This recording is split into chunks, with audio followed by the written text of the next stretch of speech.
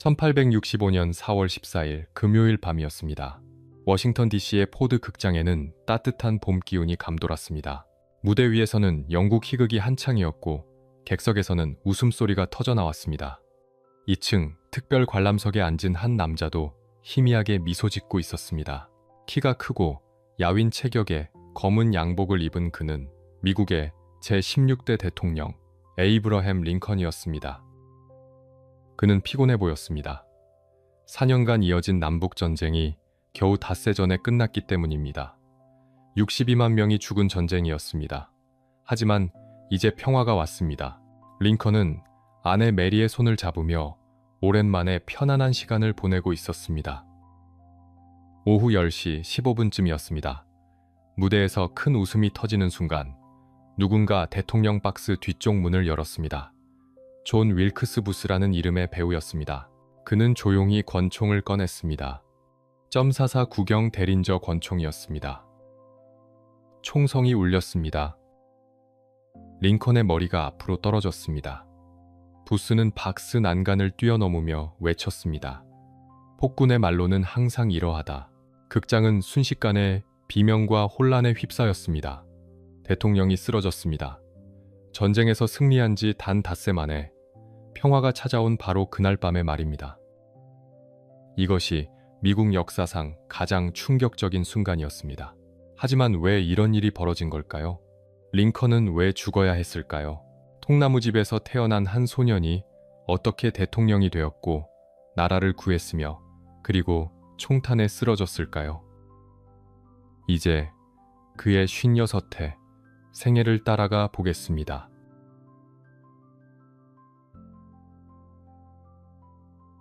1809년 2월 12일 켄터키주 호젠빌의 작은 오두막에서 한 아이가 태어났습니다. 눈이 내리는 추운 겨울날이었습니다. 통나무로 지은 집은 바람이 들어왔고 난로 하나가 전부였습니다. 아버지 토머스 링컨은 가난한 목수였고 어머니 낸시는 그를 잊지 못하는 개척자의 딸이었습니다. 그들은 아이에게 에이브러햄이라는 이름을 지어주었습니다. 링컨의 어린 시절은 가난 그 자체였습니다. 가족은 땅을 빌려 농사를 지으며 겨우 살아갔습니다. 에이브러햄은 7살 때부터 도끼를 들고 나무를 찍었습니다. 학교라고는 없었습니다. 가까운 마을까지 몇 시간을 걸어가야 했기 때문입니다. 대신 아버지는 그에게 일하는 법을 가르쳤습니다. 땅을 개간하고 울타리를 치고 옥수수를 심는 일이었습니다. 1816년 링컨이 7살이었을 때 가족은 인디애나주로 이사했습니다. 더 나은 땅을 찾아서였습니다. 하지만 그곳의 삶도 여전히 힘들었습니다.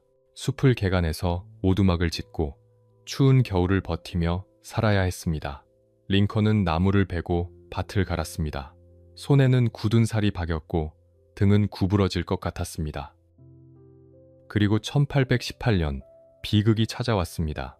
어머니 낸시가 갑자기 병에 걸렸습니다. 우유병이라 불리는 이상한 질병이었습니다. 독초를 먹은 소의 우유를 마시면 걸리는 병이었는데 당시에는 원인도 치료법도 몰랐습니다. 어머니는 나흘 만에 세상을 떠났습니다. 링컨은 9살이었습니다. 어머니의 관을 직접 만들어야 했습니다. 아버지와 함께 나무를 깎고 못을 박아 조촐한 관을 만들었습니다.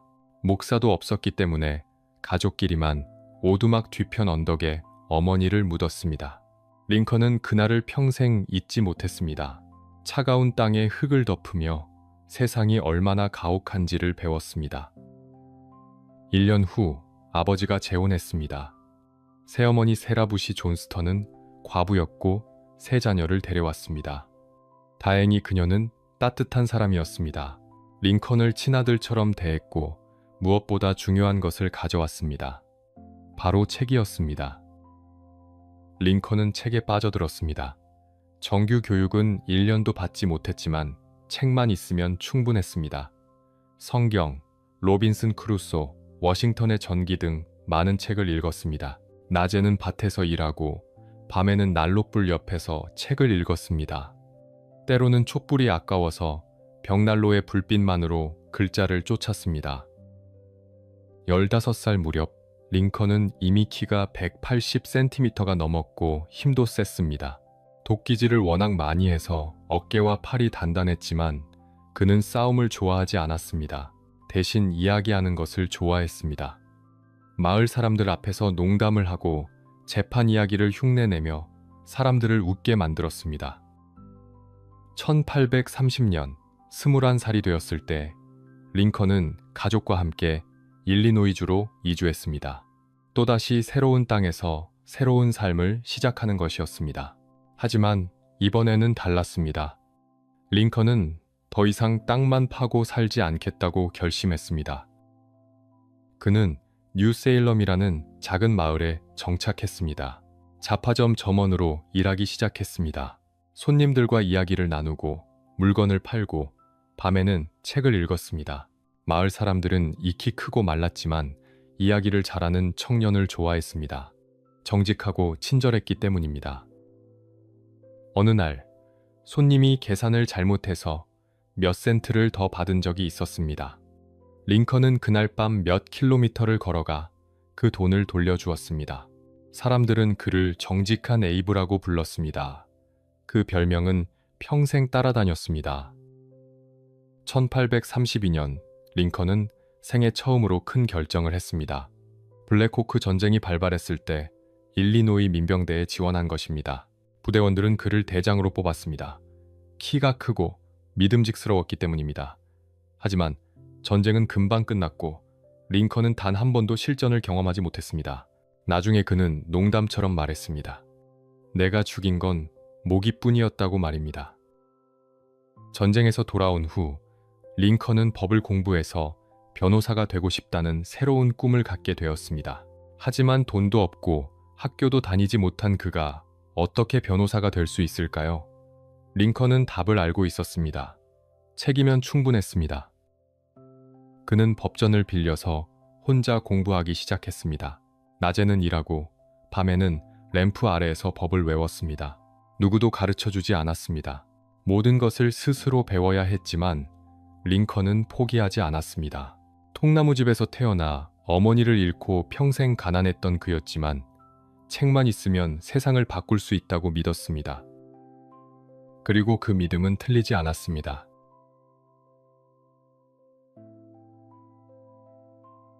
1834년 25살의 링컨은 일리노이 주의회 선거에 출마했습니다. 휘그당 소속이었습니다. 선거 유세는 간단했습니다.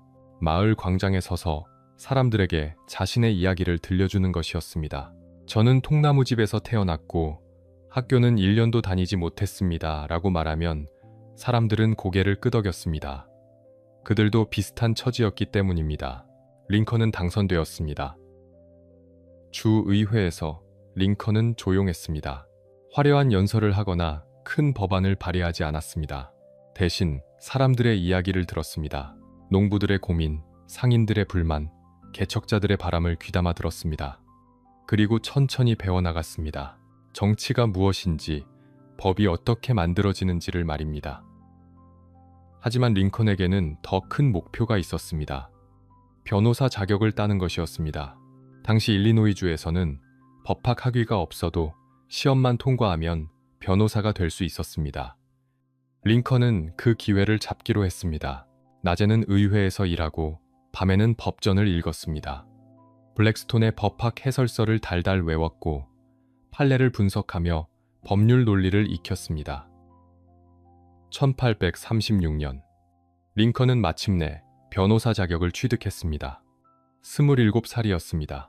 정규교육 한번 제대로 받지 못한 통나무집 소년이 법정에 설 수 있게 된 것입니다. 그는 스프링필드로 이사해서 존 스튜어트라는 변호사와 동업을 시작했습니다.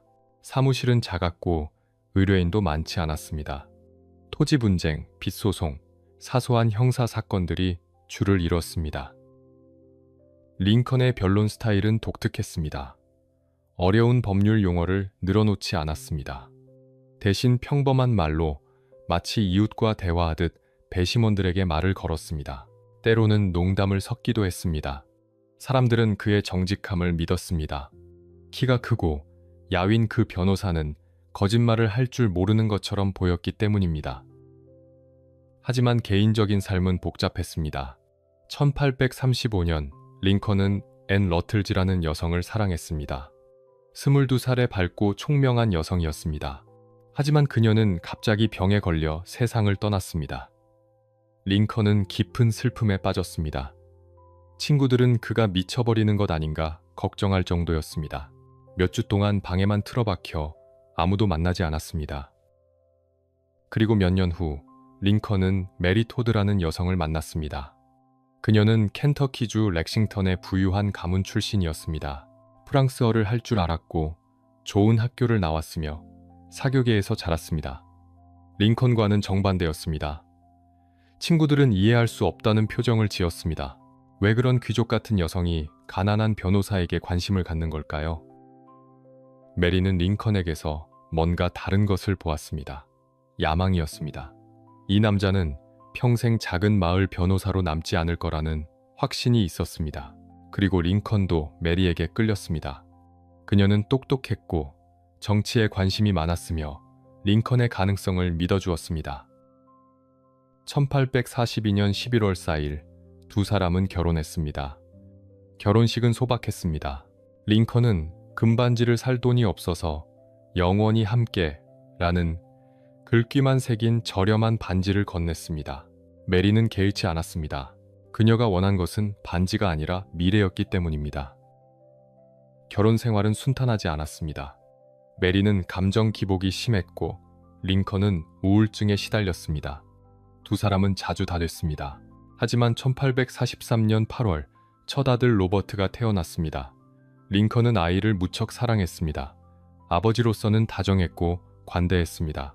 아이가 사무실에서 뛰어놀아도 웃으며 지켜봤습니다. 1846년 3월에는 둘째 아들이 태어났습니다. 에드워드, 애칭으로 에디라고 불렀습니다. 이제 링컨의 집은 아이들의 웃음소리로 가득했습니다. 가난했던 어린 시절과는 달리 링컨은 자신의 아이들에게 따뜻한 집과 충분한 사랑을 줄 수 있었습니다. 그럼에도 링컨은 일을 멈추지 않았습니다. 법정을 돌아다니며 사건을 맡았고 주의회 의원으로 계속 활동했으며 점차 일리노이주에서 이름 있는 변호사로 자리 잡아갔습니다. 사람들은 그를 믿었습니다. 정직하고 성실하며 약자의 편에 서는 변호사라고 생각했습니다. 그리고 링컨은 조금씩 더 큰 무대를 꿈꾸기 시작했습니다. 주의회가 아닌 연방의회, 일리노이가 아닌 미국 전체를 무대로 말입니다. 통나무집 소녀는 이제 야망을 가진 정치인으로 변해가고 있었습니다. 1847년 링컨은 생애 최고의 순간을 맞이했습니다. 연방 하원의원에 당선된 것입니다. 38살이었습니다. 통나무집에서 태어나 정규교육도 제대로 받지 못했던 그가 이제 워싱턴 DC로 가게 되었습니다. 미국의 심장부, 국회의사당에서 일하게 된 것입니다. 링컨은 가족을 데리고 워싱턴으로 향했습니다. 메리와 두 아들 로버트, 에디가 함께였습니다. 기차를 타고 며칠을 달렸습니다. 창밖으로 펼쳐지는 풍경은 일리노이의 평원과는 완전히 달랐습니다. 도시들이 점점 커졌고 건물들이 높아졌으며 사람들의 옷차림도 화려해졌습니다. 하지만 워싱턴에 도착한 링컨은 곧 현실을 깨달았습니다. 연방의회는 일리노이 주의회와는 차원이 달랐습니다. 하버드와 예일을 나온 의원들이 라틴어를 섞어가며 연설했고 동부 명문가 출신들이 권력을 쥐고 있었습니다. 링컨은 자신이 시골뜨기처럼 느껴졌습니다. 키는 컸지만 옷은 촌스러웠고 말투는 서부 개척지 특유의 억양이 섞여 있었습니다. 그래도 링컨은 자신의 신념을 지켰습니다. 당시 미국은 멕시코와 전쟁 중이었습니다. 텍사스와 캘리포니아를 차지하기 위한 전쟁이었습니다. 대부분의 의원들이 전쟁을 지지했습니다. 영토를 넓히는 것은 미국의 운명이라고 믿었기 때문입니다. 하지만 링컨은 달랐습니다. 그는 의회 연단에 섰습니다. 손이 떨렸지만 목소리는 또렷했습니다. 이 전쟁은 정당하지 않습니다. 대통령은 전쟁의 정확한 시작 지점을 밝혀야 합니다. 과연 멕시코가 먼저 우리 영토를 침범한 것인가, 아니면 우리가 침략한 것인가를 말입니다. 링컨은 계속해서 정부를 압박했습니다. 전쟁의 명분을 증명하라고 요구했습니다. 하지만 이것은 실수였습니다. 일리노이 주민들은 분노했습니다. 전쟁에서 싸우는 병사들을 모욕하는 것 아니냐는 비난이 쏟아졌습니다. 신문들은 링컨을 비겁자라고 불렀습니다. 편지들이 날아왔습니다. 당신은 애국자가 아니다. 다시는 당신에게 투표하지 않겠다는 내용이었습니다. 링컨은 충격을 받았습니다. 옳은 일을 했다고 생각했는데 사람들은 배신자 취급을 했습니다. 정치가 이렇게 잔인한 것인지 처음 깨달았습니다. 진실을 말하는 것만으로는 부족했습니다. 사람들이 듣고 싶어하는 것을 말해야 했고 때로는 침묵해야 했으며 적절한 순간을 기다려야 했습니다. 1849년 링컨의 임기가 끝났습니다. 재선에 도전할 수도 있었지만 포기했습니다. 어차피 당선될 가능성이 없었기 때문입니다. 그는 워싱턴을 떠나 일리노이로 돌아왔습니다. 39살이었습니다. 정치 경력은 끝난 것처럼 보였습니다. 링컨은 다시 변호사로 돌아갔습니다. 스프링필드의 법률사무소에서 토지 분쟁, 철도 소송, 살인사건 같은 것들을 다뤘습니다. 때로는 일리노이주 전역을 돌아다니며 순회 법정에 섰습니다. 말을 타고 며칠씩 이동하며 작은 마을 법정에서 변론하는 생활이었습니다. 화려하지는 않았지만 돈은 벌렸습니다. 가족을 먹여 살릴 수 있었습니다. 그런데 1850년 2월 비극이 찾아왔습니다. 둘째 아들 에디가 병에 걸린 것입니다. 결핵이었습니다. 4살의 어린 몸은 기침과 열에 시달렸고 날이 갈수록 약해져 갔습니다. 링컨과 메리는 밤낮으로 아이를 간호했지만 소용이 없었습니다. 한 달을 버티던 에디는 결국 숨을 거두었습니다. 링컨은 또다시 깊은 슬픔에 잠겼습니다. 어린 시절 어머니를 잃었던 기억이 되살아났습니다. 메리는 거의 정신이 나가버릴 정도로 울었습니다. 아이의 관 앞에서 며칠을 울다가 쓰러지기도 했습니다. 두 사람의 결혼 생활에 깊은 상처가 남았습니다. 그해 12월, 메리는 다시 아들을 낳았습니다. 윌리엄, 애칭으로 윌리라고 불렀습니다. 죽은 에디를 대신할 수는 없었지만 새로운 생명은 링컨 부부에게 다시 살아갈 이유를 주었습니다. 그리고 1853년에는 막내 테드가 태어났습니다. 링컨의 집은 다시 아이들의 소리로 채워졌습니다. 하지만 마음 한구석은 공허했습니다. 링컨은 자신이 더 큰 일을 할 수 있다고 믿었습니다. 그냥 변호사로 늙어가기에는 뭔가 아쉬웠습니다. 메리도 같은 생각이었습니다. 그녀는 남편이 다시 정치에 나서기를 원했습니다. 백악관을 꿈꿨습니다. 하지만 지금은 때가 아니었습니다. 기다려야 했습니다. 그러던 중 미국 전역에 거대한 논쟁이 일어나기 시작했습니다. 바로 노예제였습니다. 남부에서는 흑인 노예들이 목화밭에서 일했고 북부에서는 노예제를 비도덕적이라고 비난했습니다. 새로 생기는 주들은 노예를 허용해야 하는가, 금지해야 하는가, 이 문제로 나라가 둘로 쪼개지고 있었습니다. 1854년 캔자스, 네브래스카 법안이 통과되었습니다. 새로운 주들이 스스로 노예제를 선택할 수 있게 한 법이었습니다. 링컨은 충격을 받았습니다. 이것은 노예제를 확대하는 것이나 다름없었습니다. 그는 더 이상 침묵할 수 없었습니다. 링컨은 다시 연설을 시작했습니다. 일리노이주 곳곳을 돌아다니며 노예제의 문제점을 이야기했습니다. 노예제는 도덕적으로 잘못되었습니다. 한 인간이 다른 인간을 소유한다는 것은 정의롭지 않습니다. 그의 말은 조심스러웠습니다. 당장 모든 노예를 해방하자고 주장하지는 않았습니다. 그것은 너무 급진적이었고 남부의 반발을 불러올 것이기 때문입니다. 대신 링컨은 말했습니다. 최소한 노예제가 더 이상 확대되어서는 안 됩니다. 1858년 링컨은 연방 상원의원 선거에 출마했습니다. 상대는 스티븐 더글러스였습니다. 일리노이에서 가장 유명한 정치인이었습니다. 키가 작아서 작은 거인이라고 불렸지만 웅변가로 명성이 높았고 전국적으로 알려진 인물이었습니다. 두 사람은 일리노이주 전역에서 7차례 토론을 벌였습니다. 링컨, 더글러스 토론이라고 불리는 역사적인 논쟁이었습니다. 수천 명의 사람들이 모여서 두 사람의 말을 들었습니다. 더글러스는 화려했습니다. 목소리가 크고 몸짓이 역동적이었으며 청중을 사로잡는 법을 알고 있었습니다. 반면 링컨은 달랐습니다. 목소리는 높고 가늘었으며 몸짓은 어색했고 때로는 우스꽝스러워 보이기까지 했습니다. 하지만 그의 논리는 명확했습니다. 더글러스 의원은 사람들이 선택하면 된다고 말합니다. 하지만 노예제는 선택의 문제가 아닙니다. 도덕의 문제입니다. 한 인간이 다른 인간을 소유하는 것이 옳은가, 그른가의 문제입니다. 토론은 뜨거웠습니다.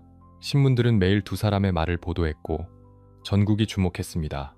링컨은 일리노이의 시골 변호사에서 전국적으로 알려진 정치인이 되어가고 있었습니다. 하지만 선거 결과는 패배였습니다. 더글러스가 이겼습니다. 링컨은 또다시 좌절했습니다. 두 번째 실패였습니다. 하원의원 재선도 실패했고 이제 상원의원 선거도 졌습니다. 49살이었습니다. 이제 정치는 정말 끝난 것일까요? 하지만 이상한 일이 벌어졌습니다. 사람들이 링컨을 기억하기 시작한 것입니다. 토론에서 보여준 그의 논리, 정직함, 도덕적 신념이 사람들의 마음에 남았습니다.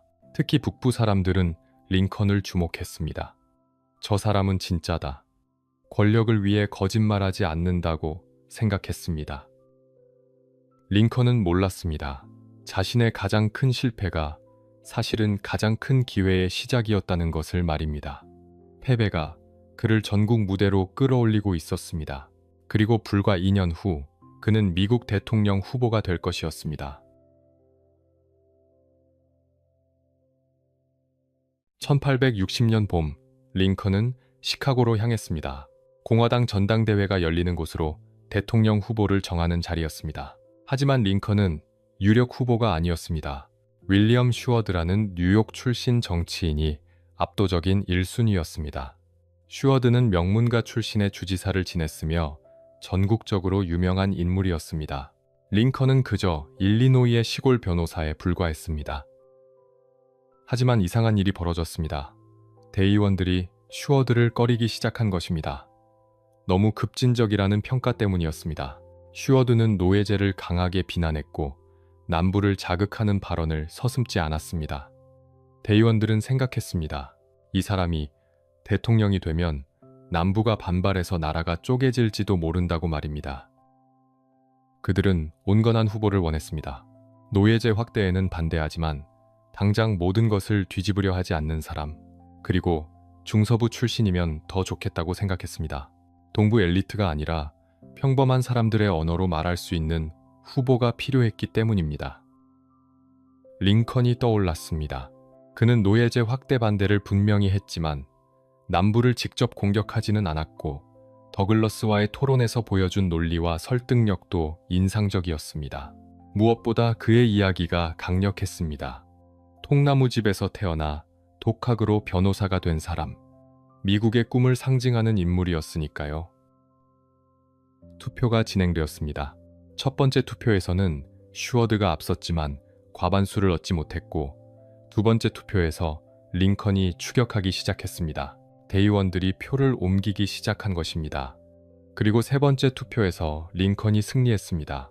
회장은 환호로 가득 찼고 공화당의 대통령 후보는 에이브러햄 링컨으로 확정되었습니다. 링컨은 스프링필드에서 전보를 받았습니다.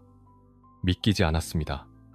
불과 2년 전만 해도 상원의원 선거에서 진 패배자였는데 이제 대통령 후보가 된 것입니다.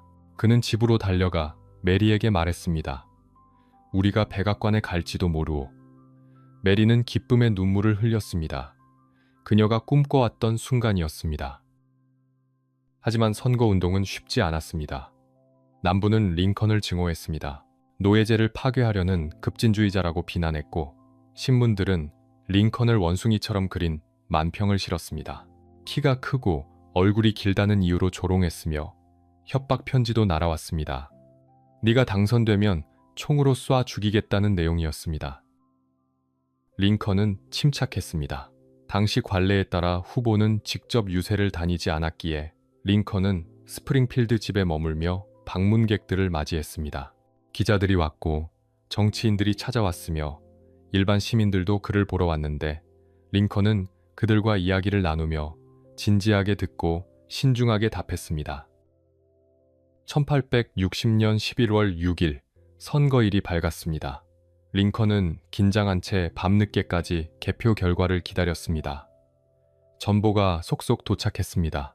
뉴욕 승리, 펜실베이니아 승리, 오하이오 승리, 북부주들이 링컨을 선택하고 있었습니다. 반면 남부는 단 한 표도 주지 않았습니다. 사실상 남부 사람들은 링컨에게 투표조차 할 수 없었는데 그의 이름이 투표용지에 실리지도 않았기 때문입니다. 새벽이 되자 결과가 확정되었습니다. 에이브러햄 링컨, 미국의 제16대 대통령, 51살이었습니다. 통나무집에서 태어나 어머니를 일찍 잃고 학교도 1년밖에 다니지 못했던 그 소년이 이제 백악관으로 가게 되었습니다. 하지만 기쁨은 오래가지 않았습니다. 남부의 반응은 분노 그 자체였습니다. 사우스캐롤라이나주가 가장 먼저 움직였습니다. 12월 20일 주의회가 모여 선언했습니다. 우리는 더 이상 미국 연방의 일부가 아니다. 탈퇴였습니다. 독립을 선언한 것입니다. 그리고 도미노처럼 다른 주들이 따라왔습니다. 미시시피, 플로리다, 엘라베마, 조지아, 루이지애나, 텍사스. 1861년 2월까지 7개 주가 연방을 떠나 새로운 나라를 만들었습니다. 아메리카 남부연합, 약자로 CSA라고 불렸는데 수도는 엘라베마주 몽고메리였고 대통령은 제퍼슨 데이비스였습니다. 링컨은 아직 대통령이 아니었습니다. 취임식은 3월이었기 때문입니다. 그 사이 2달 동안 링컨은 속수무책이었고 현직 대통령 제임스 뷰캐넌은 아무것도 하지 않았습니다. 남부가 떠나도록 내버려뒀고 나라가 쪼개지고 있었지만 아무도 막지 못했습니다. 링컨은 스프링필드에서 워싱턴으로 떠날 준비를 했습니다. 하지만 경호원들이 경고했습니다. 암살 음모가 있다는 정보였습니다. 볼티모어를 지날 때 링컨을 죽이려는 계획이 탄로났고 경호원들은 링컨에게 야간 열차를 타고 몰래 워싱턴으로 가라고 권했습니다. 링컨은 망설였습니다. 두려워서 숨어서 가는 것처럼 보이기 싫었기 때문입니다. 하지만 결국 설득당했습니다. 아직 취임도 하기 전에 죽을 수는 없었으니까요. 그는 평범한 외투를 입고 모자를 눌러쓴 채 한밤중 열차에 몸을 실었습니다. 아무도 알아보지 못했고 그렇게 링컨은 워싱턴에 도착했습니다. 1861년 3월 4일 취임식 날이 밝았습니다. 국회의사당 앞 광장에는 수천 명이 모였지만 분위기는 무겁고 긴장되어 있었습니다. 저격수가 있을지도 모른다는 소문 때문에 군인들이 곳곳에 배치되었고 건물 옥상에는 명사수들이 자리 잡았습니다. 링컨이 연단에 섰습니다. 키가 크고 야윈 그는 검은 양복을 입고 있었는데 얼굴에는 걱정이 가득했습니다. 그는 취임 연설문을 꺼냈습니다. 목소리는 높고 가늘었지만 또렷했습니다. 저는 남부의 제도를 건드릴 의도가 없습니다. 헌법이 보장하는 권리는 존중할 것입니다. 하지만 연방은 영원합니다. 어떤 주도 스스로 연방을 떠날 수 없으며 그것은 헌법에 어긋나고 법적으로 무효입니다. 링컨은 계속 말했습니다. 우리는 적이 아니라 친구입니다. 비록 지금은 열정이 긴장을 만들었지만 연합의 끈을 끊어서는 안 됩니다. 우리의 더 나은 천성이 다시 연합의 합창을 울릴 것입니다. 하지만 남부는 듣지 않았습니다. 그들에게 링컨은 이미 적이었고 전쟁은 단지 시간 문제였을 뿐입니다. 링컨은 백악관으로 들어갔습니다. 넓고 화려한 건물은 통나무 집과는 너무나 달랐지만 링컨에게 이곳은 꿈의 궁전이 아니었습니다. 전쟁을 치러야 하는 전쟁터였습니다. 그리고 한 달 후 그 전쟁이 시작되었습니다.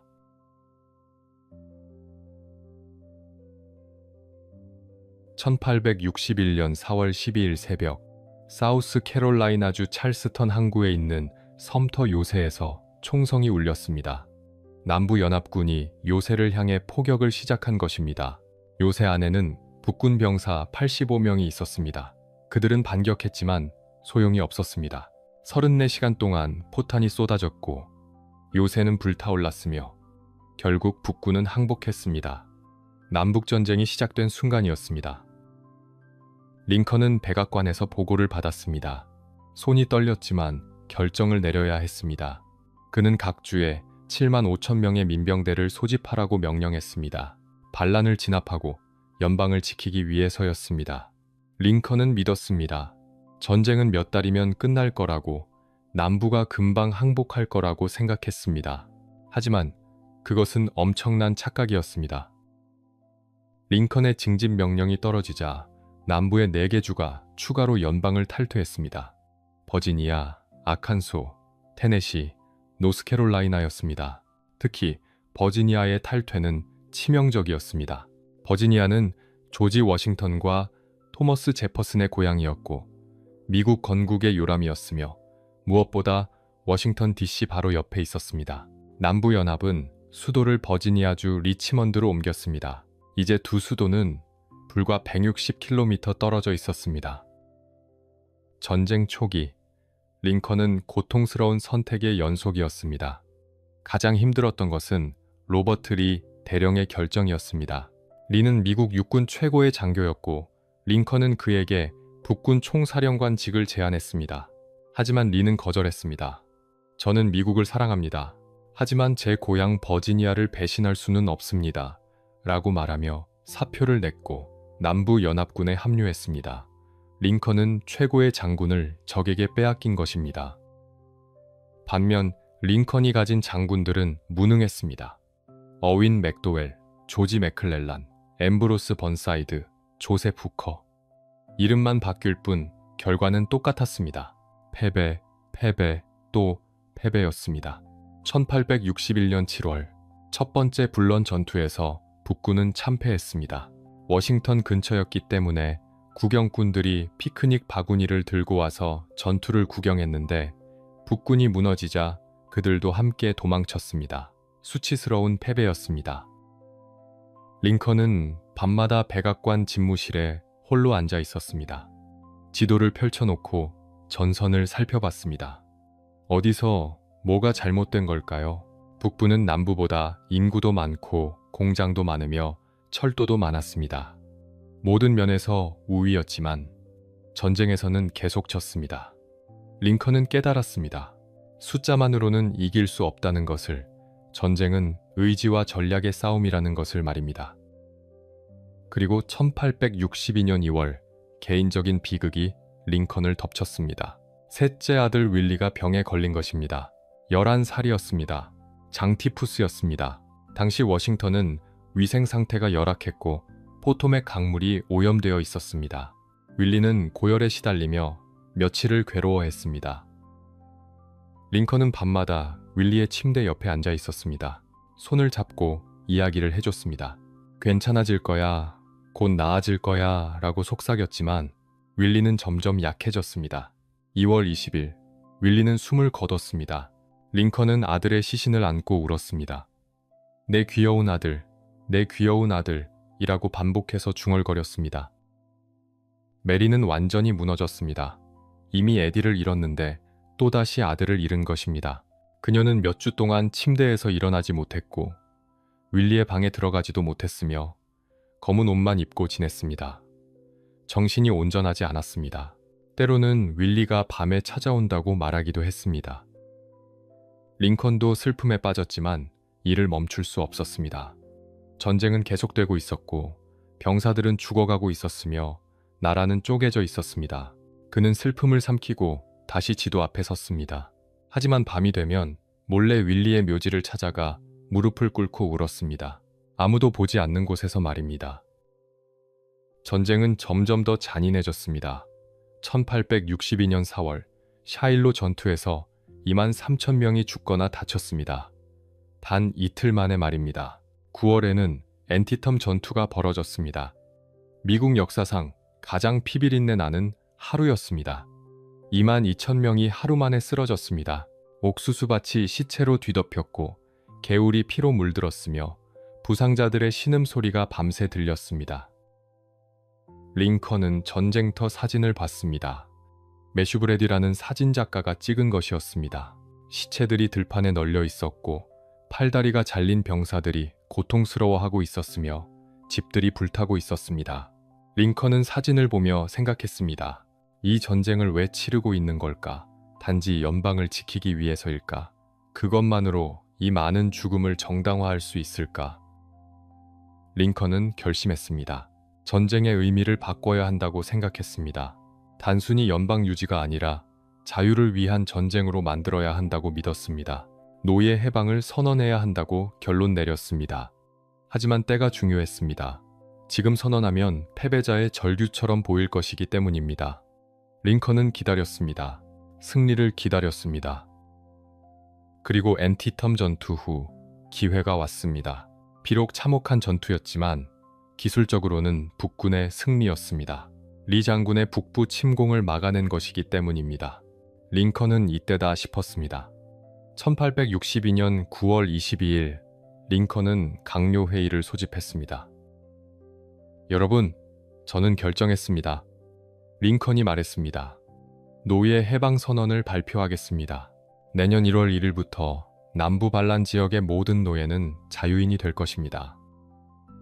회의실이 조용해졌습니다. 강요들은 충격을 받았습니다. 이것은 혁명이었습니다. 400만 명의 노예를 해방하는 것이었고 남부 경제를 무너뜨리는 것이었으며 전쟁을 도덕적 전쟁으로 바꾸는 것이었습니다. 링컨은 계속 말했습니다. 이 전쟁은 이제 연방을 구하는 전쟁인 동시에 자유를 위한 전쟁입니다. 우리는 모든 인간이 평등하게 창조되었다는 선언문의 약속을 지킬 것입니다. 예비 선언문이 발표되었습니다. 남부에게 100일의 시간을 줬습니다. 그 안에 항복하면 노예제를 유지할 수 있지만 그렇지 않으면 모든 노예가 해방될 것이라고 경고했습니다. 남부는 웃으며 거절했습니다. 그들은 링컨이 허세를 부리는 거라고 생각했습니다. 링컨은 혼자 집무실에 앉아 달력을 봤습니다. 1863년 1월 1일까지 100일이 남았습니다. 그날 역사가 바뀔 것입니다. 미국이 다시 태어날 것입니다. 아니면 완전히 무너질 것입니다. 링컨은 창밖을 봤습니다. 포토맥 강 너머로 버지니아가 보였습니다. 적의 땅이었습니다.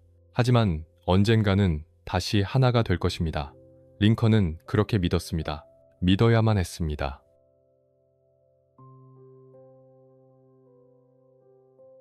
(1863년 1월 1일) 새해 첫날이었습니다. 링컨은 평소보다 일찍 일어났습니다. 백악관은 조용했지만 링컨의 마음은 무거웠습니다. 오늘 서명할 문서가 미국의 운명을 바꿀 것이기 때문입니다. 노예 해방 선언문이었습니다. 아침부터 링컨은 방문객들을 맞이해야 했습니다. 새해 인사를 나누러 온 외교관들과 정치인들이 줄을 섰고 링컨은 몇 시간 동안 악수를 해야 했습니다. 손이 저리고 팔이 아팠지만 멈추지 않았습니다. 의례적인 행사였지만 피할 수 없었습니다. 오후가 되어서야 링컨은 집무실로 돌아왔습니다. 책상 위에 선언문이 놓여 있었습니다. 펜을 들었지만 손이 떨렸습니다. 악수를 너무 많이 해서 손에 힘이 없었던 것도 있었지만 긴장 때문이기도 했습니다. 링컨은 잠시 멈췄습니다. 만약 내 손이 떨리면 사람들이 내가 망설였다고 생각할 것입니다. 하지만 나는 내 평생 이보다 더 확신한 적이 없습니다. 라고 말했습니다. 링컨은 심호흡을 하고 펜을 다시 들었습니다. 그리고 천천히 또박또박 서명했습니다. 에이브러햄 링컨. 그 순간 남부 반란 지역의 400만 명 노예들이 법적으로 자유인이 되었습니다. 물론 현실은 달랐습니다. 남부는 여전히 반란 중이었고 선언문을 무시했으며 노예들은 여전히 농장에서 일하고 있었습니다. 하지만 법적으로, 도덕적으로, 역사적으로 모든 것이 바뀌었습니다. 선언문 소식이 퍼지자 북부에서는 축하 행사가 열렸습니다. 교회에서는 종을 울렸고 광장에서는 연설이 이어졌으며 흑인들은 눈물을 흘리며 기도했습니다. 프레더릭 더글러스라는 탈출 노예 출신 활동가는 말했습니다. 우리는 마침내 이 나라의 시민이 되었습니다. 더 이상 재산이 아니라 인간입니다. 하지만 반대도 거셌습니다. 북부의 일부 사람들조차 링컨을 비난했습니다. 우리는 연방을 지키기 위해 싸우는 거지 흑인을 위해 죽으려는 게 아니다 라고 외쳤습니다. 민주당 정치인들은 링컨이 독재자가 되려 한다고 공격했고 일부 병사들은 타령했습니다. 링컨은 알고 있었습니다. 이 결정이 정치적으로 위험하다는 것을, 하지만 옳은 일이라는 것도 알고 있었습니다. 전쟁은 계속되었습니다. 1863년 5월 챈슬러즈빌 전투에서 북군이 또다시 참패했습니다. 리 장군의 전략이 너무 뛰어났기 때문입니다. 링컨은 소식을 듣고 얼굴이 창백해졌습니다. 신이시여, 신이시여, 우리는 어쩌면 좋습니까?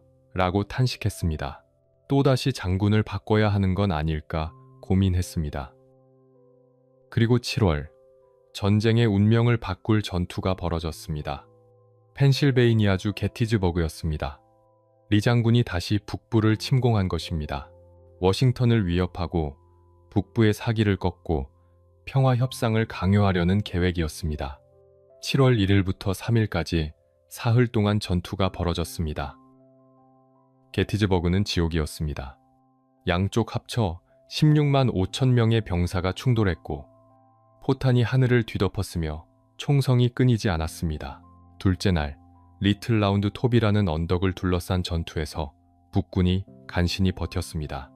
셋째 날, 리 장군은 마지막 도박을 했습니다. 피켓의 돌격이라고 불리는 정면 공격이었습니다. 12,000명의 남군 병사들이 열린 평원을 가로질러 북군 진지를 향해 돌격했습니다. 북군의 대포가 불을 뿜었고 소총이 일제히 발사되었으며 남군 병사들이 쓰러졌습니다. 절반 이상이 죽거나 다쳤습니다. 공격은 실패했고 리 장군은 후퇴할 수밖에 없었습니다. 북군이 승리했습니다.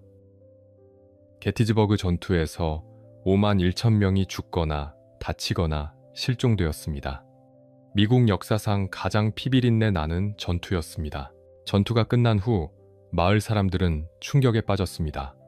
시체가 너무 많아서 묻을 수가 없었고 악취가 진동했으며 집집마다 부상자들로 가득했습니다. 펜실베이니아주는 전사자들을 위한 국립묘지를 만들기로 했습니다. 11월 19일 묘지 헌정식이 열렸습니다. 주요 연설자는 에드워드 에버렛이라는 유명한 웅변가였습니다.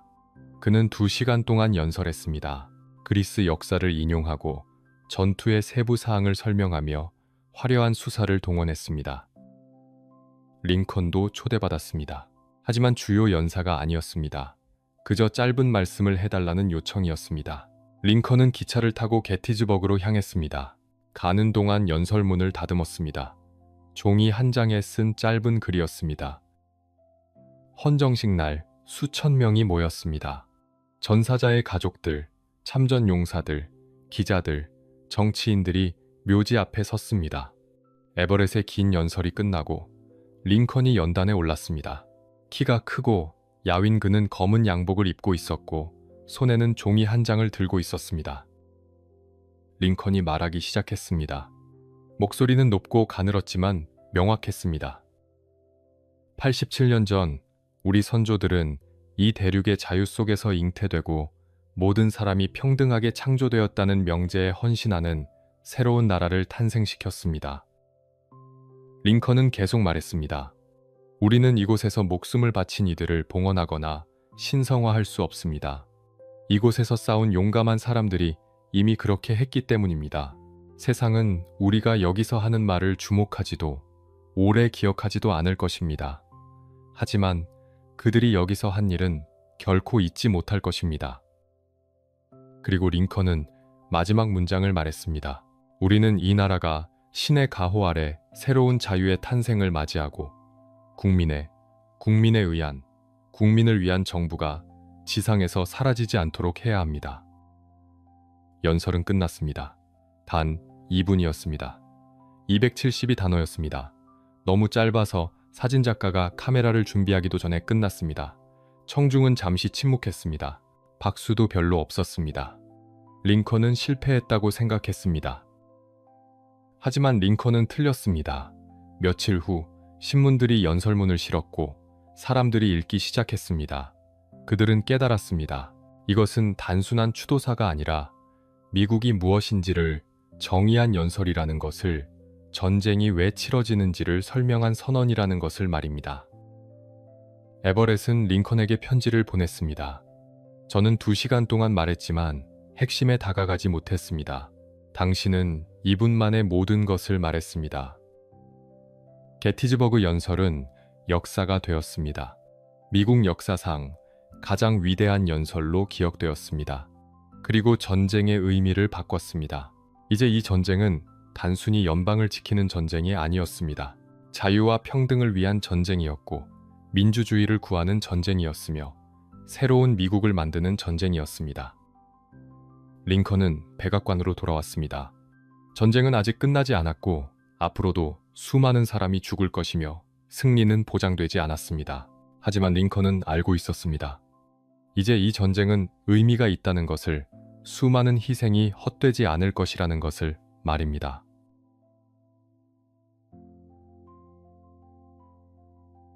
(1863년이) 저물어가고 있었습니다.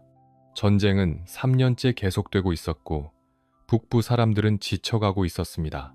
처음에는 몇 달이면 끝날 거라고 생각했던 전쟁이 끝날 기미가 보이지 않았고 죽은 병사의 숫자는 수십만을 넘어섰으며 세금은 올랐고 물가는 뛰었습니다. 사람들은 묻기 시작했습니다. 도대체 언제까지 싸워야 하는 겁니까? 링컨에 대한 비난도 거세졌습니다. 민주당은 그를 독재자라고 불렀고 급진 공화당원들은 그가 너무 온건하다고 비판했으며 신문들은 그를 무능한 지도자라고 조롱했습니다. 링컨 자신도 회의에 빠졌습니다. 1864년 여름, 링컨은 메모 한 장을 썼습니다. 이번 정부는 재선되지 못할 것 같습니다. 그렇다면 당선자와 협력하여 전쟁이 끝나기 전에 연방을 구할 방법을 찾아야 할 것입니다. 1864년은 대통령 선거의 해였습니다. 전쟁 중에 선거를 치르는 것은 이례적이었습니다. 일부 사람들은 선거를 연기해야 한다고 주장했지만 링컨은 거부했습니다. 만약 우리가 자유선거를 포기한다면 우리는 무엇을 위해 싸우는 겁니까? 민주주의를 지키기 위한 전쟁에서 민주주의를 포기할 수는 없습니다. 라고 말했습니다. 공화당은 링컨을 재지명했지만 열정은 없었습니다. 다른 선택지가 없어서 어쩔 수 없이 뽑은 것에 가까웠습니다. 반면 민주당은 조지 맥클렐란을 후보로 내세웠습니다. 링컨이 해고했던 그 장군이었습니다. 맥클렐란은 평화를 약속했습니다. 전쟁을 끝내고 협상하겠습니다. 남부와 화해하겠습니다. 라고 공약했습니다. 여름 내내 링컨은 패배할 것처럼 보였습니다. 여론조사는 맥클렐란에게 유리했고 링컨의 측근들조차 걱정했으며 링컨 자신도 짐을 싸야 할 준비를 했습니다. 하지만 9월 상황이 바뀌었습니다. 윌리엄 테추세 셔먼 장군이 애틀랜타를 함락시킨 것입니다. 애틀랜타는 남부의 주요 도시였고 철도 중심지였으며 군수품 생산지였습니다. 셔먼은 도시를 점령한 후 불태웠습니다. 검은 연기가 하늘을 뒤덮었고 남부의 심장부가 무너지기 시작했습니다. 북부는 환호했습니다. 드디어 승리가 보이기 시작한 것입니다. 링컨의 지지율이 급등했습니다. 사람들은 생각을 바꿨습니다. 이제 포기할 수는 없다. 조금만 더 버티면 이긴다. 전쟁에 지친 것은 맞았지만 이제 와서 항복하고 싶지는 않았습니다. 11월 8일 선거일이었습니다. 링컨은 긴장한 채 백악관에서 결과를 기다렸습니다. 전보가 속속 도착했습니다. 뉴욕 승리, 펜실베이니아 승리, 오하이오 승리, 링컨이 압승하고 있었습니다. 특히 의미 있는 것은 병사들의 투표였습니다. 전쟁터에 나가 있는 병사들에게도 투표권을 줬는데 그들의 80%가 링컨을 선택했습니다. 전쟁을 직접 치르는 사람들이 링컨을 믿은 것입니다. 링컨이 재선되었습니다. 선거인단 표는 212대 21이었습니다. 압도적인 승리였습니다. 링컨은 안도의 한숨을 쉬었습니다. 국민이 말했습니다. 전쟁을 끝까지 치르겠다고 말입니다. 재선 후 링컨은 중요한 결정을 내렸습니다. 율리시스 그랜트 장군을 북군 총사령관으로 임명한 것입니다. 그랜트는 서부 전선에서 연전연승하고 있었습니다. 빅스버그를 함락시켰고 채터누가를 점령했으며 절대 물러서지 않는 것으로 유명했습니다. 일부 사람들은 그랜트가 술을 마신다고 비난했지만 링컨은 말했습니다. 그가 마시는 술이 뭔지 알아내서 다른 장군들에게도 보내고 싶군요. 그랜트는 링컨과는 정반대였습니다. 링컨은 키가 크고 말이 많았지만 그랜트는 작고 과묵했습니다. 링컨은 변호사 출신이었지만 그랜트는 직업 군인이었습니다. 하지만 두 사람은 한 가지 공통점이 있었습니다. 끝까지 싸운다는 의지였습니다. 그랜트는 새로운 전략을 세웠습니다. 남군을 포위하고 보급로를 끊고 지치게 만들어 항복시키는 것이었습니다. 화려한 승리가 아니라 확실한 승리를 추구했습니다. 링컨은 그랜트를 믿었습니다. 마침내 제대로 된 장군을 만났습니다. 라고 말했습니다. 1865년 3월 4일 링컨의 두 번째 취임식이 열렸습니다. 비가 내리는 우중충한 날이었습니다. 국회의사당 앞에 모인 사람들은 지쳐 보였습니다. 4년간의 전쟁이 모두를 소진시켰기 때문입니다. 링컨이 연단에 섰습니다. 그는 짧은 연설을 했습니다. 하지만 그 안에는 깊은 의미가 담겨 있었습니다.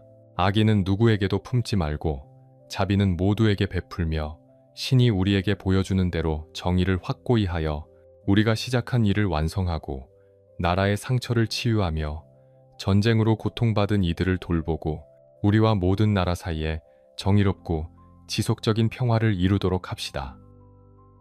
악의는 누구에게도, 자비는 모두에게. 이것이 링컨의 철학이었습니다.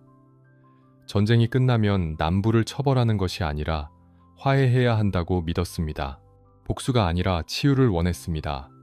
하지만 급진 공화당원들은 달랐습니다.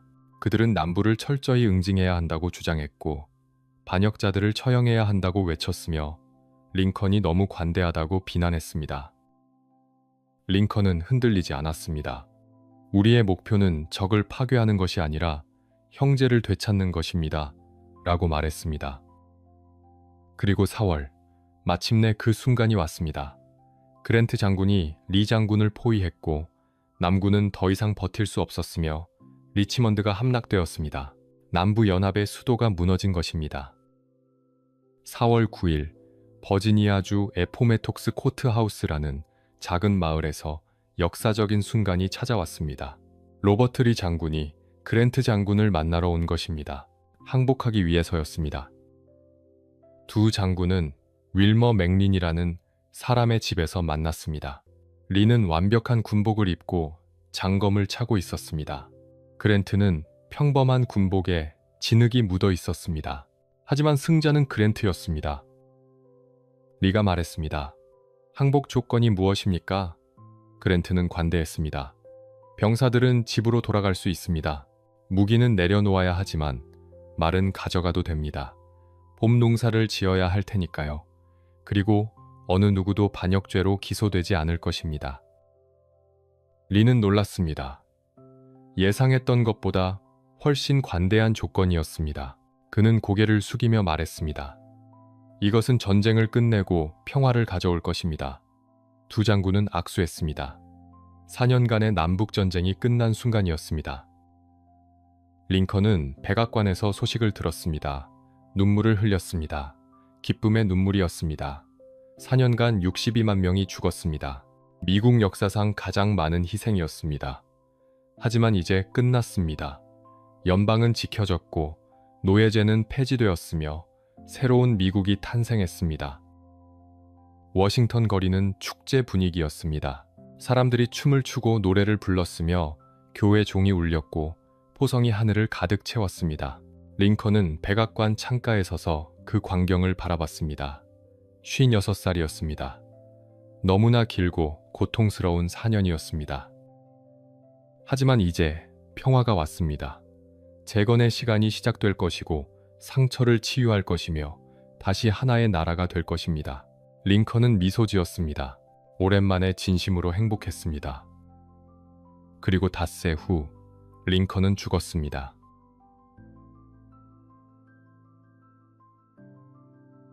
(1865년 4월 14일) 금요일이었습니다. 성금요일이기도 했습니다.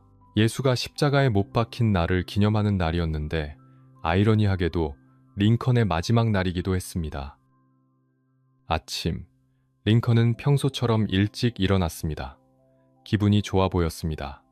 전쟁이 끝났기 때문입니다. 강요회의에서 링컨은 농담까지 했습니다. 간밤에 이상한 꿈을 꿨습니다. 배를 타고 어딘가로 빠르게 가고 있었는데 어디로 가는지는 모르겠더군요. 하지만 중요한 소식이 올 때마다 그런 꿈을 꿉니다 라고 말했습니다. 강요들은 웃었습니다. 링컨이 드물게 편안해 보였기 때문입니다. 회의에서는 재건 계획을 논의했습니다. 남부를 어떻게 다시 연방에 받아들일 것인가, 해방된 노예들에게 어떤 권리를 줄 것인가, 전쟁 지도자들을 어떻게 처리할 것인가 같은 문제였습니다. 링컨은 관대함을 강조했습니다. 우리는 그들을 형제로 다시 받아들여야 합니다. 복수가 아니라 화해입니다. 라고 말했습니다. 오후에는 메리와 함께 마차를 타고 드라이브를 나갔습니다. 포토맥 강변을 따라 천천히 달렸습니다. 봄꽃이 피어나고 있었고 햇살은 따뜻했으며 전쟁의 소음은 멈췄습니다. 링컨은 메리의 손을 잡았습니다. 우리 이제 행복해질 수 있을 것 같소. 메리는 미소 지었습니다. 그래요, 당신. 두 사람은 오랜만에 평화로운 시간을 보냈습니다. 저녁, 링컨은 연극을 보러 가기로 했습니다. 포드 극장에서 우리 미국인 사촌이라는 영국 희극이 공연되고 있었습니다. 링컨은 연극을 좋아했습니다. 셰익스피어를 특히 좋아했지만 가벼운 희극도 즐겼습니다. 메리와 함께 가기로 했고 그랜트 장군 부부도 초대했지만 그랜트는 거절했습니다. 다른 약속이 있다는 핑계였지만 사실 그랜트 부인이 메리를 싫어했기 때문이었습니다. 대신 클라라 해리스라는 젊은 여성과 그녀의 약혼자 헨리 레스본 소령이 동행하기로 했습니다. 넷이서 밤 8시쯤 극장으로 향했습니다. 링컨은 검은 양복에 높은 모자를 쓰고 있었습니다. 평소처럼 키가 크고 눈에 띄는 모습이었습니다. 포드 극장은 만석이었습니다. 1000명이 넘는 관객이 모였습니다. 링컨 일행이 도착하자 연주가 멈췄고 관객들이 일제히 일어나 박수를 쳤습니다. 링컨은 손을 흔들며 인사했고 2층 특별 관람석으로 올라갔습니다. 대통령 전용 박스였습니다. 박스는 무대 오른쪽에 있었고 객석이 내려다 보였으며 미국 국기와 조지 워싱턴의 초상화로 장식되어 있었습니다. 링컨은 흔들의자에 앉았고 메리는 옆에 앉았으며 클라라와 레스본은 조금 떨어진 자리에 앉았습니다. 경호원은 박스 밖 복도에 의자를 놓고 앉아야 했지만 그날 밤 경호원 존 파커는 자리를 비웠습니다. 옆 술집에서 술을 마시러 간 것입니다. 연극이 시작되었습니다. 코미디였기 때문에 웃음소리가 끊이지 않았습니다. 링컨도 가끔 미소 지었습니다. 메리는 링컨의 손을 잡았고 링컨은 편안하게 의자에 기댄 채 무대를 바라봤습니다. 같은 시각 존 윌크스 부스라는 남자가 극장에 들어왔습니다. 26살의 배우였습니다. 잘생긴 얼굴에 카리스마가 있었고 무대에서 인기가 많았으며 여성들이 열광하는 스타였습니다. 하지만 그는 남부 동조자였습니다. 노예제를 지지했고 남부연합을 사랑했으며 링컨을 증오했습니다. 부스는 원래 링컨을 납치할 계획이었습니다. 남부와 북부 포로를 교환하는 조건으로 링컨을 풀어주려 했습니다. 하지만 전쟁이 끝나면서 계획이 무너졌습니다. 이제 납치는 의미가 없었습니다. 부스는 더 극단적인 결정을 내렸습니다. 링컨을 암살하기로 한 것입니다. 부스는 포드 극장을 잘 알고 있었습니다. 자주 공연했던 곳이기 때문입니다. 극장 직원들도 그를 알아봤고 아무도 의심하지 않았습니다. 부스는 .44구경 대린적 권총을 숨겨들고 있었습니다. 작고 가벼운 단발 권총이었습니다. 그리고 사냥용 칼도 지니고 있었습니다. 오후 10시쯤 부스는 대통령 박스로 향했습니다. 하지만 경호원은 자리에 없었습니다. 부스는 복도를 걸어 박스 문 앞까지 왔습니다. 문에는 작은 구멍이 있었고 부스는 그 구멍으로 안을 들여다봤습니다. 의자에 앉아 무대를 보고 있는 링컨이 보였습니다. 뒤통수가 완전히 노출되어 있었습니다. 부스는 문을 열었습니다. 아무도 눈치채지 못했습니다. 무대에서 큰 웃음이 터지는 순간이었기 때문입니다. 부스는 조용히 링컨 뒤로 다가갔습니다. 권총을 꺼냈습니다. 링컨의 뒤통수를 겨냥했습니다. 그리고 방아쇠를 당겼습니다. 탕. 총성이 울렸습니다. 링컨의 머리가 앞으로 떨어졌습니다. 메리가 비명을 질렀습니다. 레스본 소령이 부스를 붙잡으려 했지만 부스는 칼로 그의 팔을 찔렀습니다.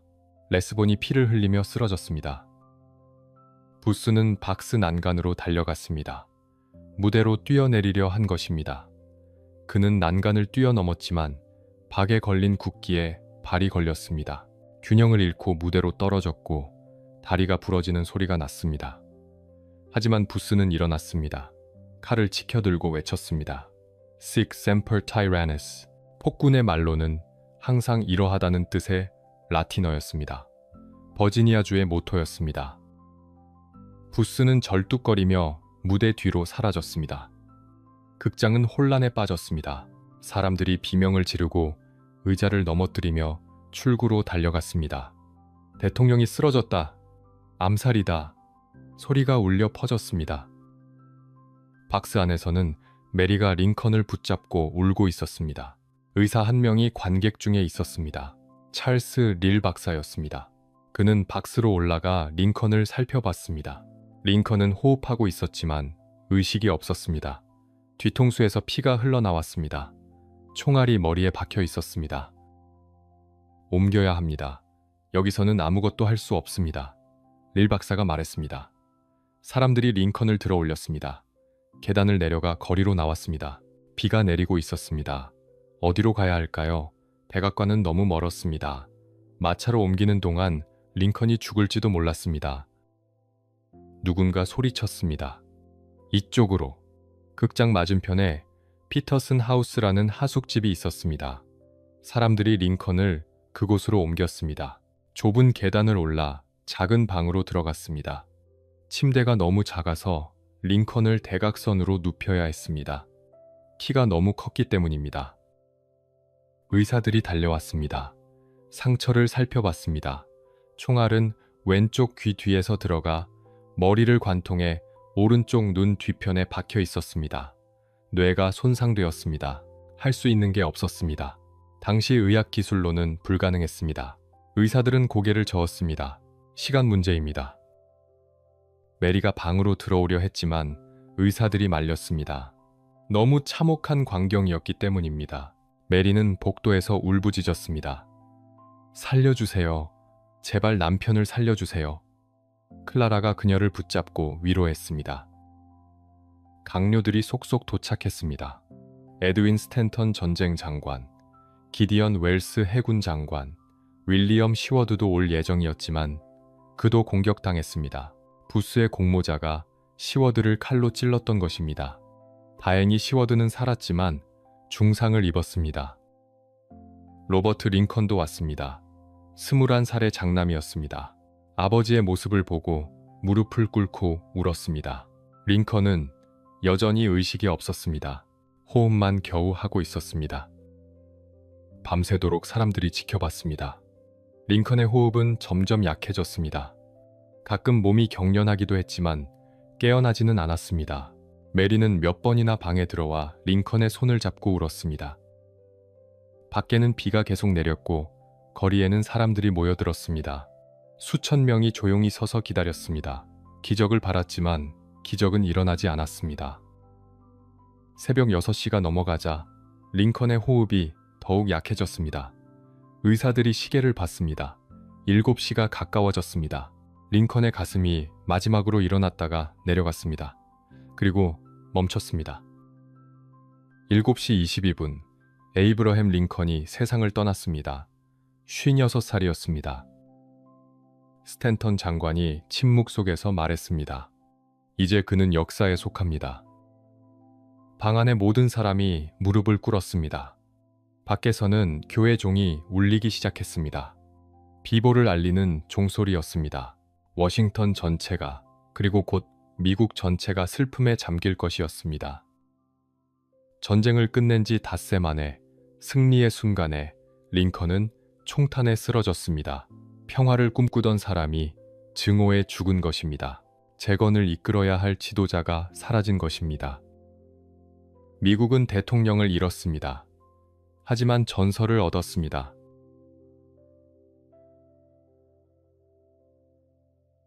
(1865년 4월 15일) 오전, 링컨의 시신이 백악관으로 옮겨졌습니다. 비는 여전히 내리고 있었고 거리는 검은 옷을 입은 사람들로 가득했으며 모든 건물에 조기가 걸렸습니다. 워싱턴은 슬픔에 잠겼습니다. 백악관 2층 게스트룸에 시신이 안치되었습니다. 그리고 현직 대통령으로서는 미국 역사상 처음으로 기록에 남은 공식 부검이 시작되었습니다. 전례 없는 일이었습니다. 하지만 암살이라는 범죄가 일어났고 정확한 사인을 밝혀야 했으며 의학적 기록을 남겨야 했습니다. 부검을 주도한 사람은 조셉 반스 박사였습니다. 육군 외과 의장이었습니다. 그와 함께 여러 명의 군의관이 참석했습니다. 모두 엄숙한 표정이었습니다. 대통령의 시신을 해부한다는 것은 의학적 필요성에도 불구하고 마음이 무거운 일이었기 때문입니다. 부검은 조심스럽게 진행되었습니다. 먼저 두개골을 열었습니다. 뇌를 살펴봐야 했습니다. 총알이 어떤 경로로 들어갔고 어떤 손상을 입혔는지 확인해야 했기 때문입니다. 총알은 왼쪽 귀 뒤 약 6cm 지점에서 들어갔습니다. 위쪽에서 아래쪽으로, 왼쪽에서 오른쪽으로 비스듬히 관통했습니다. 두개골 안쪽을 따라 이동한 후 오른쪽 눈 뒤편에 멈춰 있었습니다. 의사들은 총알을 조심스럽게 꺼냈습니다. 납으로 만든 작은 총알이었습니다. 이것이 대통령을 죽인 것입니다. 뇌의 손상은 심각했습니다. 총알이 뇌의 중요한 부분을 관통했고 출혈이 광범위했으며 뇌 조직이 파괴되어 있었습니다. 반스 박사는 기록했습니다. 즉사하지 않은 것이 오히려 놀랍습니다.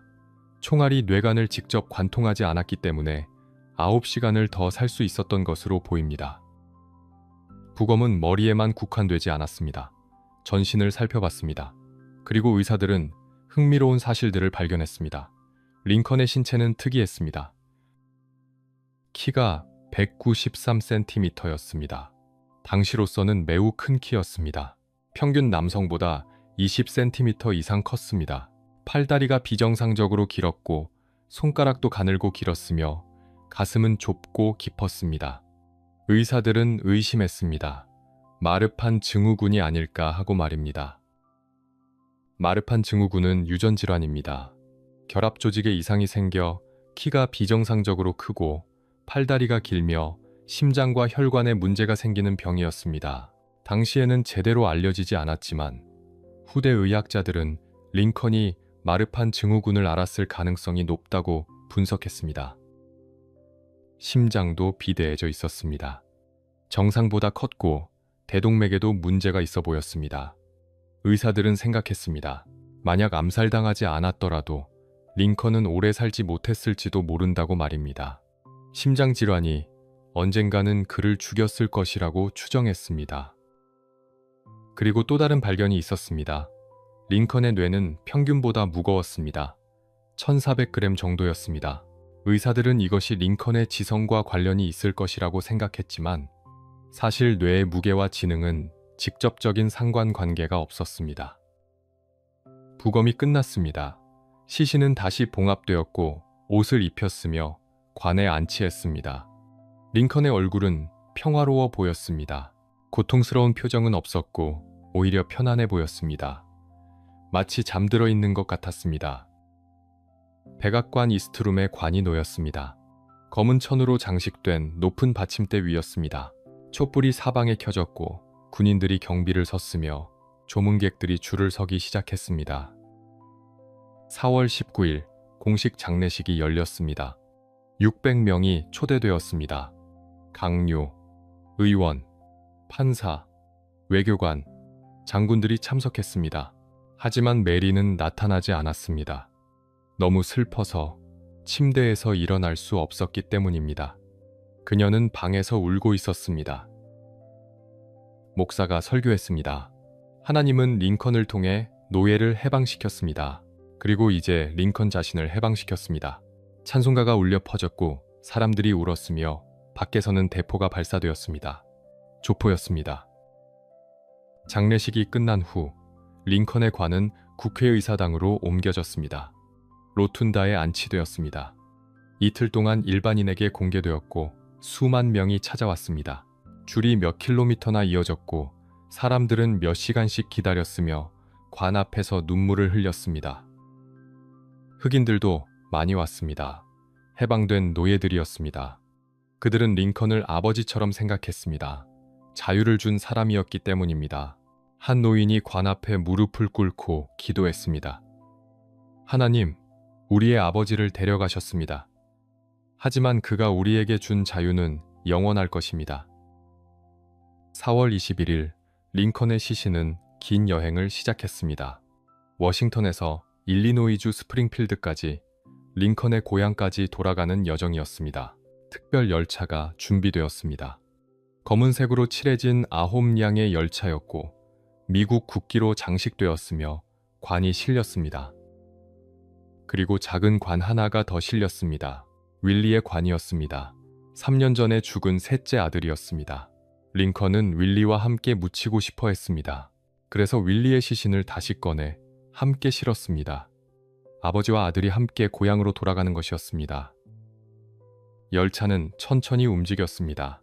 볼티모어, 필라델피아, 뉴욕, 올버니, 버펄로, 클리블랜드, 콜럼버스, 인디애나폴리스, 시카고를 거쳐 스프링필드로 향했습니다. 총 2,700km의 여정이었고 12일이 걸렸습니다.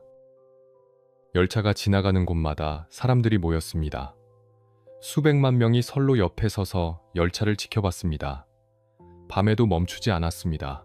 사람들은 횃불을 들고 서 있었고 교회종을 울렸으며 찬송가를 불렀습니다. 어떤 마을에서는 열차가 멈추고 관이 공개되었습니다. 사람들이 관 앞을 지나가며 마지막 인사를 했습니다.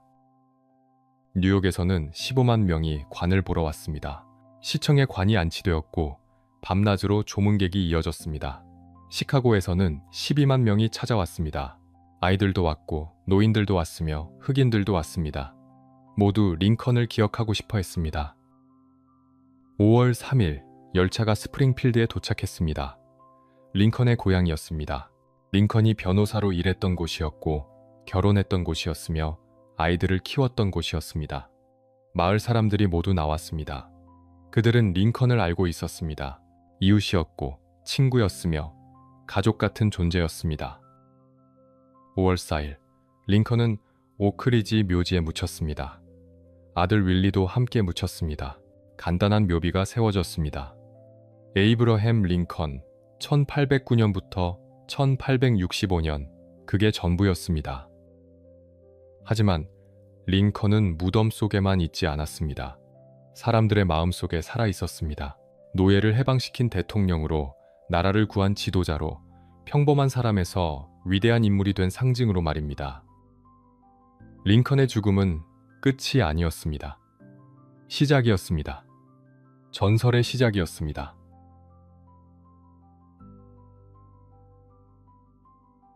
(1865년 4월) 14일 밤 10시 15분 존 윌크스 부스가 링컨을 쏜 직후였습니다. 부스는 포드 극장 뒤편으로 달려나왔습니다. 미리 준비해둔 말이 있었습니다. 에드먼드 스펜글러라는 무대 담당자가 말을 잡고 있었습니다. 부스는 말에 올라탔습니다. 다리가 부러져서 고통스러웠지만 참았습니다.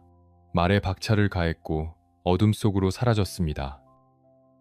부스는 혼자가 아니었습니다. 공모자들이 있었습니다. 원래 계획은 링컨만 죽이는 게 아니었습니다. 부통령 앤드루 존슨과 국무장관 윌리엄 시워드도 동시에 암살하기로 했습니다. 정부를 마비시키려는 계획이었습니다. 조지 에저로트라는 남자가 존슨 암살을 맡았지만 실행하지 못했습니다. 겁이 났기 때문입니다. 그는 존슨이 묵고 있는 호텔에 갔지만 술만 마시고 도망쳤습니다. 루이스 파월이라는 남자는 시워드를 습격했습니다. 시워드의 집에 침입해서 칼로 여러 번 찔렀지만 시워드는 살아남았습니다. 며칠 전 마차 사고로 목에 보호대를 하고 있었는데 그것이 목을 보호해서 죽지 않은 것입니다. 부스만이 성공했습니다. 그리고 이제 도망치고 있었습니다. 워싱턴을 빠져나가 메릴랜드로 향했습니다. 남부로 가려는 계획이었습니다. 남부연합이 그를 영웅으로 맞아줄 거라고 믿었습니다. 밤 11시쯤 부스는 네이비 야드 브리지를 건넜습니다. 포토맥 강을 건너는 다리였습니다. 경비병이 멈춰 세웠습니다. 어디 가십니까? 부스는 침착하게 대답했습니다. 집으로 갑니다. 메릴랜드에 삽니다. 경비병은 의심하지 않았습니다. 아직 링컨 암살 소식이 전해지지 않았기 때문입니다. 부스는 다리를 건넜습니다. 몇 분 후 데이비드 헤럴드라는 공모자가 같은 다리를 건넜습니다. 23살의 젊은이였습니다. 그는 부스를 도와줄 사람이었습니다. 두 사람은 메릴랜드 시골길에서 만났고 함께 도주를 계속했습니다. 새벽 4시쯤 부스와 헤럴드는 메릴랜드주 클린턴 근처에 있는 세뮤얼 머드 박사의 집에 도착했습니다. 부스의 다리를 치료받기 위해서였습니다. 머드는 의사였고 부스와 아는 사이였습니다. 머드는 부스의 다리를 살펴봤습니다. 왼쪽 정강이 뼈가 부러져 있었습니다. 머드는 부목을 대고 붕대로 감아줬습니다. 부스는 하루 종일 머드의 집에 머물렀습니다. 소파에 누워 쉬었습니다. 신문을 읽었습니다. 링컨 암살 소식이 일면을 장식하고 있었습니다. 하지만 부스가 기대했던 반응은 아니었습니다. 남부에서도 링컨 암살을 비난하고 있었습니다. 전쟁은 끝났는데 왜 암살을 하는가? 비겁한 범죄다. 부스는 미친놈이다. 라는 반응이었습니다. 부스는 충격을 받았습니다. 자신이 영웅이 될 줄 알았는데 범죄자가 된 것입니다. 하지만 후회하지 않았습니다. 일기를 꺼내 썼습니다. 나는 폭군을 제거했다. 브루투스가 카이사르를 죽인 것처럼 말이다. 역사가 나를 기억할 것이다. 저녁이 되자 부스와 헤럴드는 다시 떠났습니다. 남쪽으로 계속 이동했습니다. 메릴랜드 남부 숲 속을 지나 버지니아로 향했습니다. 포토맥 강을 건너야 했습니다. 하지만 추격이 시작되고 있었습니다. 링컨이 죽은 직후부터 전국에 수배령이 내려졌습니다. 부스의 인상착의가 공개되었고 현상금이 걸렸습니다. 10만 달러였습니다. 당시로서는 엄청난 금액이었습니다. 사람들이 부스를 찾기 시작했습니다. 육군 기병대가 동원되었습니다. 에드워드 도어티 중위가 이끄는 26명의 기병이었습니다. 그들은 메릴랜드와 버지니아를 샅샅이 뒤졌습니다. 목격자들을 찾아다녔고 단서를 모았으며 부스의 이동 경로를 추적했습니다. 부스와 헤럴드는 며칠 동안 숲속에 숨어 지냈습니다.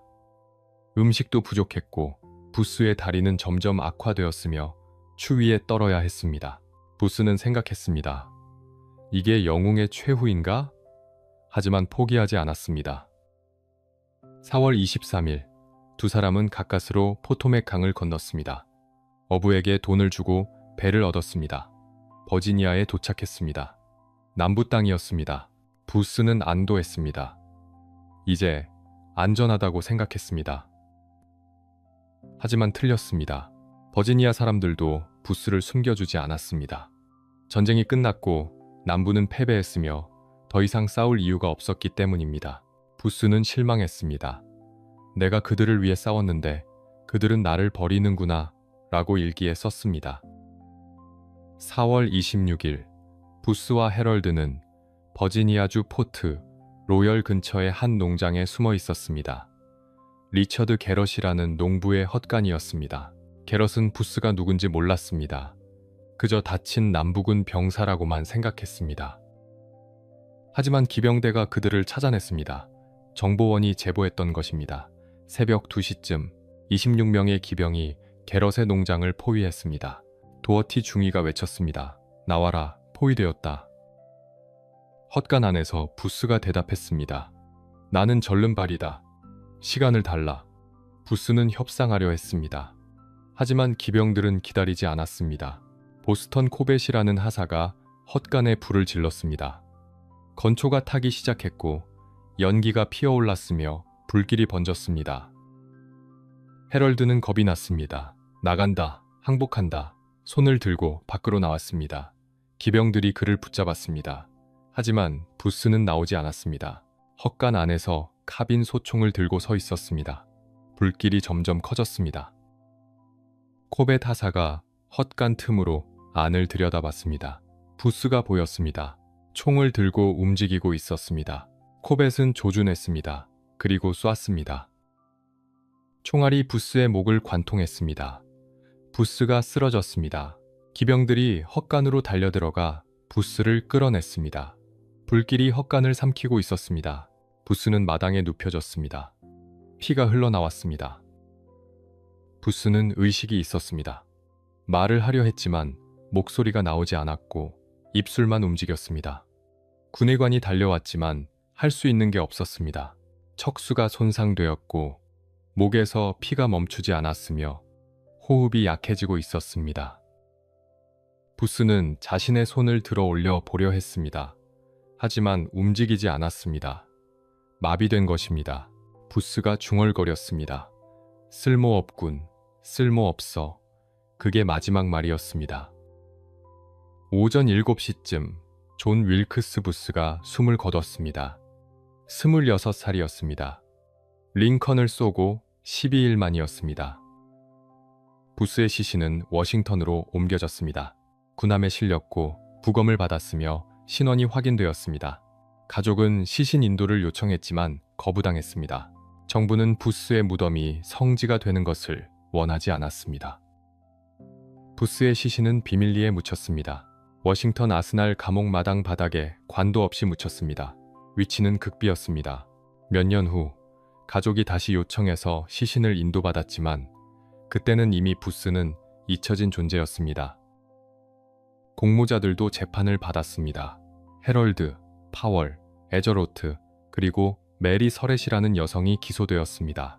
서렛은 하숙집 주인이었는데 부스가 그녀의 집에서 음모를 꾸몄기 때문에 공모자로 지목되었습니다. 재판은 신속했습니다. 군사법정이었습니다. 변호할 시간도 충분하지 않았고 증거도 일방적이었으며 결론은 이미 정해진 것 같았습니다. 7월 6일 판결이 내려졌습니다. 4명 모두 사형이었습니다. 7월 7일 교수형이 집행되었습니다. 워싱턴 아스날 감옥 마당에 교수대가 세워졌습니다. 수백 명이 지켜보는 가운데 4명이 교수대에 올랐습니다. 메리 서렛은 미국 연방정부가 처형한 최초의 여성이었습니다. 올가미가 목에 걸렸습니다. 흰 두건이 얼굴을 가렸습니다. 신호가 떨어졌고 발판이 열렸으며 4명이 떨어졌습니다. 몇 분 후 모두 죽었습니다. 링컨의 복수는 끝났습니다. 하지만 링컨은 돌아오지 않았습니다. 나라는 대통령을 잃었고 재건은 혼란에 빠졌으며 남부와 북부의 화해는 더 어려워졌습니다. 부스는 폭군을 죽였다고 믿었습니다. 하지만 역사는 다르게 기록했습니다. 부스는 암살자로, 비겁한 범죄자로 미국 역사의 악당으로 기억되었습니다. 반면 링컨은 순교자가 되었고 영웅이 되었으며 전설이 되었습니다. 부스가 총을 쏜 순간 그는 링컨을 죽였지만 동시에 링컨을 불멸의 존재로 만들었습니다. 역사의 아이러니였습니다.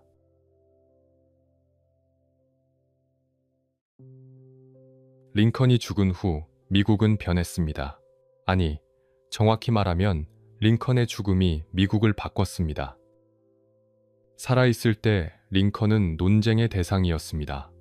북부에서도 비판받았고 남부에서는 증오받았으며 심지어 자기 당에서도 공격받았습니다. 너무 온건하다는 사람도 있었고 너무 급진적이라는 사람도 있었으며 무능하다고 조롱하는 사람도 있었습니다. 하지만 암살 이후 링컨은 성인이 되었습니다. 순교자가 되었고 구원자가 되었으며 미국의 아버지가 되었습니다. 사람들은 그가 살아있을 때 하지 못했던 찬사를 보냈습니다. 신문들은 그를 위대한 해방자라고 불렀고 설교자들은 그를 모세에 비유했으며 시인들은 그를 위해 애도시를 썼습니다. 링컨의 가장 큰 유산은 노예 해방이었습니다. 1863년 1월 1일 노예 해방 선언으로 시작된 자유는 헌법으로 완성되었습니다. 링컨이 죽은 지 8개월 후인 1865년 12월 수정헌법 제13조가 비준되었습니다. 노예제와 강제 노역은 미합 중국 내에서 존재할 수 없다는 조항이었습니다. 400만 명의 노예가 법적으로 자유인이 되었습니다. 물론 현실은 달랐습니다. 차별은 계속되었고 평등은 먼 꿈이었으며 흑인들은 여전히 고통받았습니다. 하지만 법적으로, 헌법적으로 그들은 더 이상 재산이 아니라 인간이었습니다. 그것은 링컨이 준 선물이었습니다. 링컨의 또 다른 유산은 연방의 보존이었습니다. 남북전쟁은 미국이 하나의 나라로 남을 수 있는지를 시험하는 전쟁이었습니다. 링컨은 그 시험을 통과했습니다. 4년간 62만 명이 죽었지만 나라는 쪼개지지 않았습니다.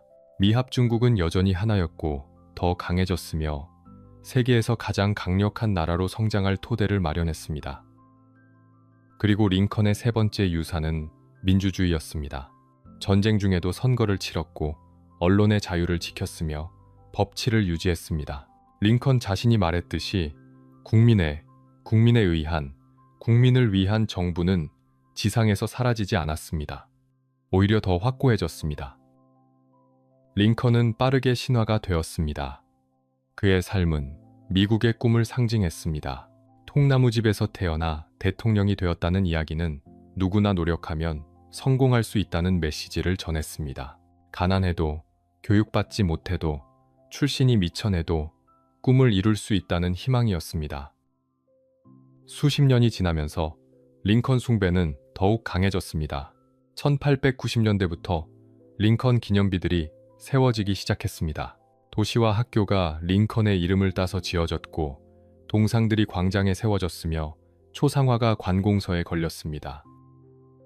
1922년 워싱턴 DC에 링컨 기념관 건설이 시작되었습니다. 그리스 신전 양식의 거대한 건물이었습니다. 내부에는 링컨의 거대한 좌상이 놓였습니다. 높이 6m의 대리석 조각이었습니다. 링컨은 의자에 앉아 멀리 국회의사당을 바라보고 있었습니다. 엄숙하고 위험 있는 모습이었습니다. 기념관 벽에는 게티즈버그 연설과 두 번째 취임 연설이 새겨졌습니다. 악인은 누구에게도, 자비는 모두에게 라는 문구가 영원히 남았습니다. 링컨 기념관은 미국의 성지가 되었습니다. 수백만 명이 찾아와 링컨 앞에 섰고 그의 말을 읽었으며 자유와 평등의 의미를 되새겼습니다. 1963년 마틴 루서 킹 주니어 목사가 링컨 기념관 앞에서 연설했습니다. 나에게는 꿈이 있습니다로 시작하는 유명한 연설이었습니다. 킹 목사는 링컨이 시작한 자유의 여정을 계속하고 있었습니다. 100년 전 링컨이 노예를 해방했고 이제 흑인들은 진정한 평등을 요구하고 있었습니다. 역사가들은 링컨을 미국 최고의 대통령으로 평가합니다. 여론조사를 할 때마다 링컨은 제일 높은 곳에 오릅니다. 조지 워싱턴이나 프랭클린 루스벨트도 링컨을 넘지 못합니다. 왜 그럴까요? 링컨이 가장 어려운 시기에 나라를 이끌었고 가장 큰 위기를 극복했으며 가장 중요한 결정을 내렸기 때문입니다. 링컨은 완벽하지 않았습니다. 실수도 했고 우유부단할 때도 있었으며 때로는 너무 느렸고 때로는 너무 급했습니다. 우울증에 시달렸고 가정생활은 불행했으며 전쟁 초반에는 무능한 지도자처럼 보였습니다. 하지만 링컨은 성장했습니다. 배웠고 변했으며 강해졌습니다. 시골 변호사에서 위대한 지도자로, 정치인에서 도덕적 선지자로, 인간에서 전설로 변모했습니다. 그 과정이 링컨을 특별하게 만들었습니다. 오늘날에도 링컨은 살아있습니다. 5달러 지폐에 그의 얼굴이 있고 1센트 동전에 그의 옆모습이 새겨져 있으며 수많은 책과 영화가 그의 이야기를 다룹니다. 링컨의 말은 여전히 인용되고 그의 삶은 여전히 영감을 주며 그의 유산은 여전히 미국을 정의합니다. 링컨은 말했습니다. 세상은 우리가 여기서 하는 말을 주목하지도 오래 기억하지도 않을 것입니다. 하지만 링컨은 틀렸습니다. 세상은 그의 말을 기억했고 그가 한 일을 기억했으며 그 자신을 기억했습니다.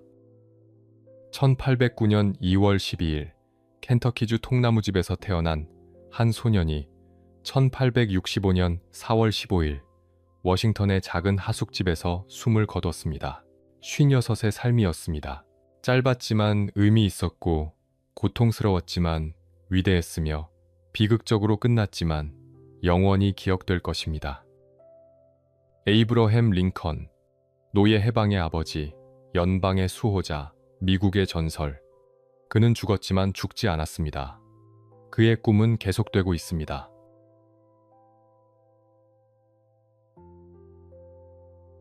여기까지 에이브러햄 링컨의 이야기였습니다. 통나무집에서 태어나 백악관까지 올랐던 한 남자. 노예를 해방하고 나라를 구했지만 총탄에 쓰러진 비극적 영웅, 그리고 죽음으로써 영원한 전설이 된 대통령의 삶을 함께 따라가 봤습니다. 링컨의 삶이 우리에게 남긴 메시지는 명확합니다. 출신이 어디든 조건이 어떻든 꿈을 포기하지 않는다면 세상을 바꿀 수 있다는 것입니다. 그리고 진정한 위대함은 권력이 아니라 용기에서, 승리가 아니라 신념에서, 완벽함이 아니라 성장에서 나온다는 것입니다. 이 영상이 도움이 되셨다면 구독과 좋아요 부탁드립니다. 여러분의 관심이 더 많은 역사 이야기를 만드는 힘이 됩니다. 다음 이야기에서 또 찾아뵙겠습니다. 들어주셔서 감사합니다.